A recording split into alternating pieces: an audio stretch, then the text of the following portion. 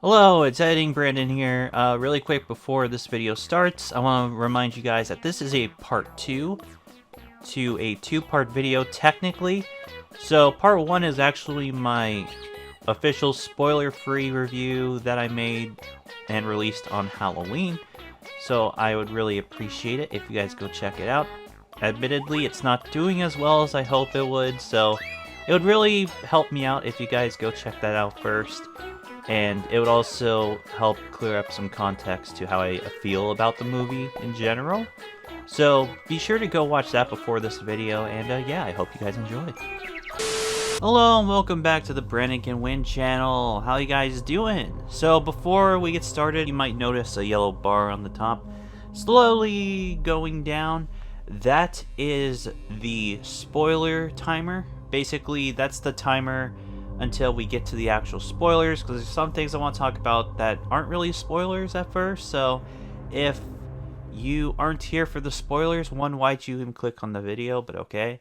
Two, there's some other stuff I want to talk about that aren't really considered spoilers that I want to talk about, and I want people to be able to at least hear that stuff if they're not here for the spoilers. So yeah, that's what that's for, and I'll bring it back in future videos. I saw Papa Meat, Meat Canyon. If you've probably heard of Meat Canyon at least. He whenever he does sponsors, he has a little timer thing, so maybe I'll do that in the future. Just kind of copy someone's idea. Not! You better not! That's gonna be there, and you have until that little timer goes out before I get into movie spoilers. So yeah, let's get on with the video. So first, I want to address something that Scott Cawthon apparently said, according to Matthew Lillard. He addressed something about the film that makes me go, oh, I see. It explains a lot. So apparently, the film was made exclusively for people who are already fans of the franchise. Now, here's the thing. While that sounds on paper like a good thing, and I do think that's a good thing, it's means that all the source material, it's going to be very accurate to the lore, or at least somewhat accurate to the backstory. It's going to be hard to things up. That's a good thing, but at the same time, it's like, I feel like some adaptations, when they come out, one of the things it should probably try to do is get people into, the series, Like maybe, let's say the Sonic movie, for example. I believe Sonic's popularity when it comes to the games, risen after the movies came out, because some people were like, you know what, I've heard of this Sonic guy, let me go see, the movie and see how that makes me feel. And then, yeah, I believe Sonic's popularity went up. I think the same thing was with Mario, people who were fans of Mario back in the day but haven't touched a Mario game since probably was like, I haven't played Mario in years. Maybe I should try that Super Mario Odyssey game. Or post-reveal of Wonder, they probably got a idea about maybe I should go check out Mario Wonder. But I feel like what Five Nights at Freddy's movie has done was either be criticized for not being a true horror movie, or be praised for being such a great Five Nights at Freddy's movie. So that's where I've kind of noticed that people land on this, is that I've seen reviews from people who haven't played the games or just know of the games, see the movie and go, man, that was dog shit. Or you get people who have played all the games and are into all the theories, and all the YouTubers that touch on FNAF. I'll just say FNAF. And say, it was amazing, it was awesome, they made some lore changes, but not a big deal, whatever. And yeah, I guess that's a good thing, but at the same time, I don't think this movie, if you're not into Five Nights at Freddy's already, and you plan on seeing this movie, it's not going to get you into it. It's just not. So yeah, I stand by it. It's still a fun movie to watch. It's still fun. It's more funny now, though, than scary, because, one, I know when the jump scares are coming, so I'm not, bracing for one or anything this time. And I don't know, but I also notice a lot more than I did before, so I want to talk about that in this video.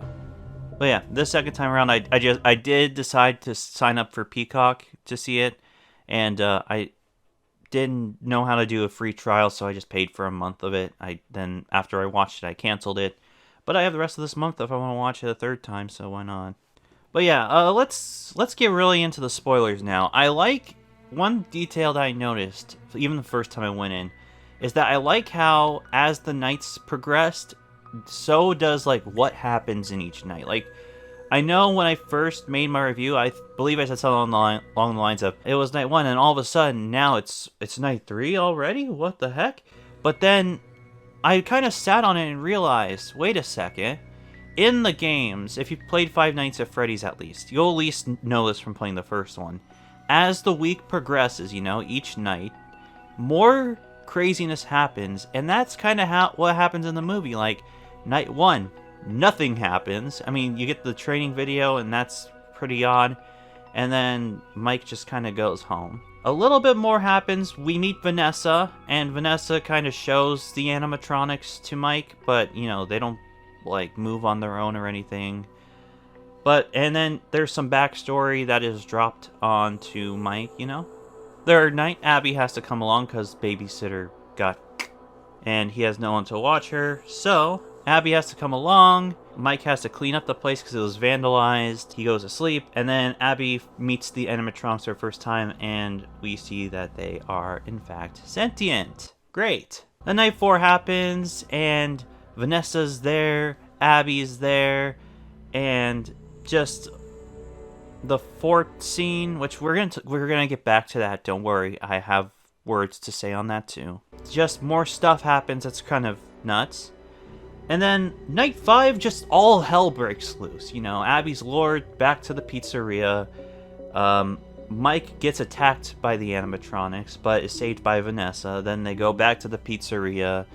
Mike goes to save Abby, and William Afton shows up, and, you know, all hell breaks loose, pretty much. Are you challenging me?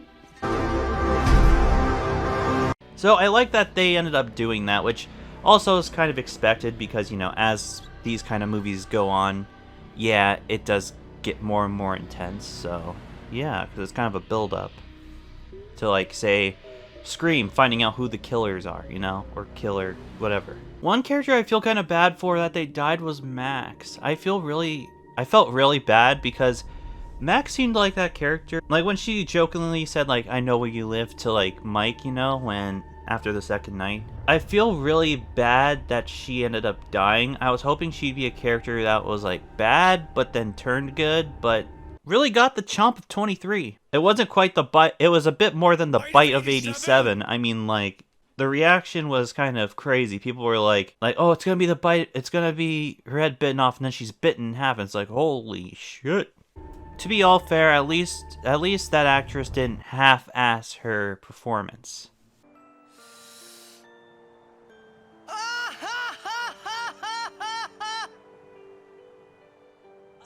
Oh, thank you. That was totally original and totally funny. Yeah, totally. Now, speaking of the animatronics, let's talk about them and their body counts. There's a reason that I put this guy on the screen for this one. What was up with this? Why was the cupcake, who in the first game literally just sat on the desk, didn't attack? I don't even think had a soul in it. I know there's a current theory saying, like, because Chica, when she was killed, her dog was killed too, that her dog's in there, which makes sense if you've seen the kills this little thing does. What kind of demon time craziness was this thing on? I think the only time it becomes sentient and attacks is in the 4th game. Am I right about that, or am I wrong? I don't know. Let me know in the comments below. But yeah, like, what the hell was up with this thing? And the other one to pull in weight was my boy Foxy. Foxy is actually my favorite animatronic next to Springtrap and Glamrock Freddy. Glamrock Freddy for other reasons that we don't need to talk about, so we're just gonna... But yeah, Foxy really put in the work. He took out Max's brother and did some damage to Mike, I'm pretty sure.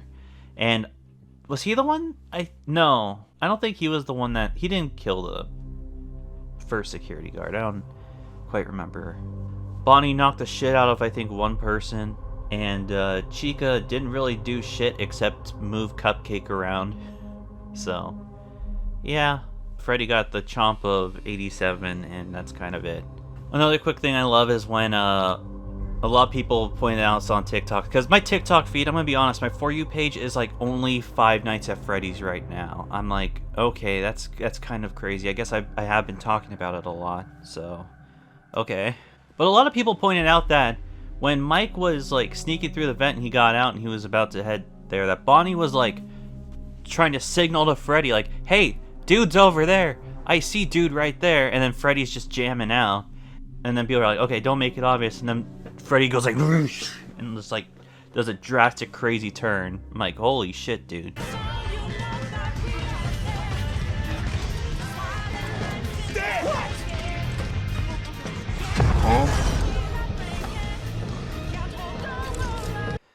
Yeah, Freddy, you're kind of blind. You need to get your eyes checked. So now I have some criticisms that I didn't discuss in my review. So let's talk about them now. Like, one is the aunt. Like, I get her motivation is being like, you know, to get that child support or whatever, get that bag. She doesn't really care about Abby, let's be real. But yeah, I just think that the aunt was kind of a weird choice for like the main motivation for Mike. I think it would have been more realistic if they got some CPS worker coming in and like threatening Mike that Child Protective Services were going to take Abby away if he can't like get his shit together, you know? That would have been more compelling in my opinion than just a bitch of an aunt. But you know, you do grow to hate her, and she dies. Come on, let's be real, she's dead. Yeah, I was not sad that she died at all. I'm like, Max, poor Max. Another thing also looking back is I wish that instead of like through these dream sequences and stuff like that of Mike finding out about that William Afton is the one that kidnapped and killed Garrett, I wish that there were like hints around the pizzeria like throughout the nights that he finds that just reveals that, yeah, the dude that owns this place is the one that kidnapped your brother when you were a kid. I think it would have been cooler if he just discovered it himself like that instead of like finding out via Vanessa and just weird stuff like that. So I thought that was kind of a shame, because I could see that being a better way of the big reveal being that, oh, William Afton's the one that kidnapped Garrett and it's connected to this pizza place. Like, I think that would have been cooler. One last thing I noticed looking back was the minute the career counselor saw Mike's last name, his attitude kind of flipped. You know what I'm talking about, right? So it was like, oh, it's gonna be hard for you to find your job, Mr. You want some coffee? And like you could see in his eyes, he's thinking either one of two things, like, oh my gosh, this is his brother. He has a brother. Oh my gosh, I didn't know this. Oh no, I'm in trouble if I get caught. Or he was thinking, one last loose end that we can just. So that's why he offers the job at the Pizzaplex, because he's like, perfect. One last loose end, then I'll get away with everything for sure. Wait until he found out he has a sister too. But yeah, there's also a gag pointing out that there's a joke going around that William Afton doesn't know how to count, because he was telling Mike, like, you have one job, keep people out and keep the place tidy. And then he's like, oh, that's two jobs. Then like near the end, there's a callback where he's telling Vanessa, he's like, you had one job, keep him in the dark, and if he gets too close, and kill him if he gets too close. And then she's like, that's two jobs. I can only count to 4. That was just a funny thing that people are saying is like canon to the movie timeline, is that he just doesn't know how to count. Now we get to the part that everyone's talking about, the fort scene, or night 4, I guess we're going to be talking about more in detail. And I disagree with people who say, oh, it was out of nowhere. It was stupid. It didn't need to be done. But if you really look at like what the movie is about and the backstory behind what the animatronics are and what Abby's kind of mission was in that night, which didn't end up panning out, it makes sense. And also there's allowed to be some camp here. I mean, come on. Like, the easiest way to get to them is they're children. They're the souls of children and bodies, I guess. I forgot about that part. But they're the ghosts of children, okay? So obviously they're gonna act like children. So they're gonna want to build a fort, and you know, there's some campiness that's allowed here because of how ridiculous this plot of the essential idea of Five Nights at Freddy's is. Like even the original, even the games, you know, animatronics coming to life. You know, it makes sense. It didn't bug me. It was actually kind of enjoyable and funny to see the animatronics, because I already think that the Five Nights at Freddy's animatronics look kind of cute, honestly. So seeing them actually act kind of cute was nice to see. I did think that Vanessa's change in attitude towards Mike was kind of bizarre, but at the same time, I kind of see why, because she's technically, well, she is, let's be real. She's working with William Afton, and she has been fucked up psychologically by him since she was a child. So it makes sense that once she found out about the whole Garrett situation, that she would get really emotional or nervous when he questions her about shit. Because she mentions on the fifth night that she didn't know about Garrett when they first met, which makes sense because she didn't see him on the third night, and that's when I'm guessing that William Afton told her about, you know, the whole Garrett thing, because she comes over the next night and she's just emotional right when you first see her. So she's probably having that in her head, and it's like, oh boy, okay, we have more situation going on. This is more than I thought. So yeah, the night where Abby and Mike go to the pizzeria by themselves and all that, that same time she was probably talking with William, and William was probably dishing out the tea about what happened with Garrett. So I do see why she was probably a little bit more emotional, but it was still kind of weird, especially with her saying, "If you ever bring Abby back here, I'll shoot you myself." I was like, okay, that's a bit dramatic. Wow, holy shit. Next, let's talk about the cameos. So, unfortunately, Markiplier was not in the movie. There's a reason for it. It was nothing like bad or anything. It was because it was supposed to happen. However, he's working on a movie for a game called Iron Lung, which is, I guess, a popular horror game right now. I know Pyrocynical talked about it. And then, and I guess they're making a movie on that, and then the schedule just didn't line up, so he couldn't be in that movie. But luckily, I think he should be in the second one, because, you know, these YouTuber cameos are crazy, because when Matt Patch showed up, which, by the way, congrats to him, he, like, made it seem like he wasn't even in the movie, and then, so when he did show up in the movie, oh my god, I didn't hear a theater crowd go that crazy since Captain America picked up Thor's hammer in Endgame. But hey, that's just a theory. A game theory! I mean, holy crap, that was a surprise cameo. Like, I remember I was getting snacks from the movies, and there's a group of teens who are gonna go see it, and they're like, it's a shame Matt Pat's not gonna be in it. I hope he's in the next one. But yeah, his cameo was super funny, I think. Also, I'm gonna be honest, I didn't know about Corey. I honestly didn't know anything about him. So I'm sorry. And I hate to say it, I think he was the worst actor in that movie. But you know, I don't think he's an actor, so it's fine.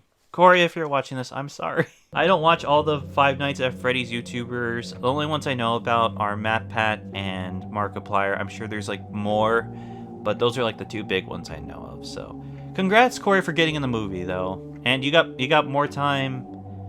Did you get more time than Matt Pat, or did he get more time? I don't know. So one last thing I will say about the Five Nights at Freddy's movie itself is it's still a fun watch, even on a second watch. I thought that I was scared that I went in theaters with rose-colored glasses on and just thought that night that it's a great movie, because I did that with the Assassin's Creed movie. And then I really thought about it, I was like, oh wait, no, this movie was dog shit. So I wanted to make sure that I still felt like this was a fun time, so I rewatched it on Peacock because I didn't want to spend $14 on a movie ticket. and snacks and stuff. I'm happy that I still enjoyed it. I still thought it was fun. It was a little bit different this time because I went in more seeing it as a thriller. I'm glad I still found it as a fun time. Also, one last thing, I mentioned that I hope I see Markiplier in the sequel, implying that, you know, I hope there's one. And honestly, I think they've announced they're doing a trilogy, which I'm not mad at. Honestly, like, how it left off, I feel like actually was a pretty good cliffhanger into what the next one's gonna be. Now also knowing more about the backstory behind William Afton and Springtrap and stuff, it's like, it's awesome.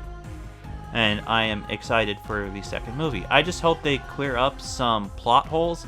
Like, we don't know what's been happening between Vanessa and William. Hopefully they explain that. We learn more about, like, Garrett's parents and stuff. Garrett and Mike's parents and stuff. Like, what happened to them, really? There's just a lot I want cleared up that I hope they do in the second and third movies. But yeah. So that's my thoughts. Spoiler thoughts on the Five Nights at Freddy's movie. I still recommend you see it if you haven't already. I think this is gonna be the last time I'm going to really make a full video dedicated to it. I'll probably talk about it when they like show the teaser trailer for the second movie or whatever. I'll probably talk about that. I don't know. I kind of think I want to go into that one blind too. I think that might be what I'll do. Yeah, I'm gonna go into the second one blind. I might talk about the fact that it's gonna be a thing. But yeah. So if you enjoyed this video, be sure to leave a like, subscribe, hit the notification bell when you do. So long, and good night.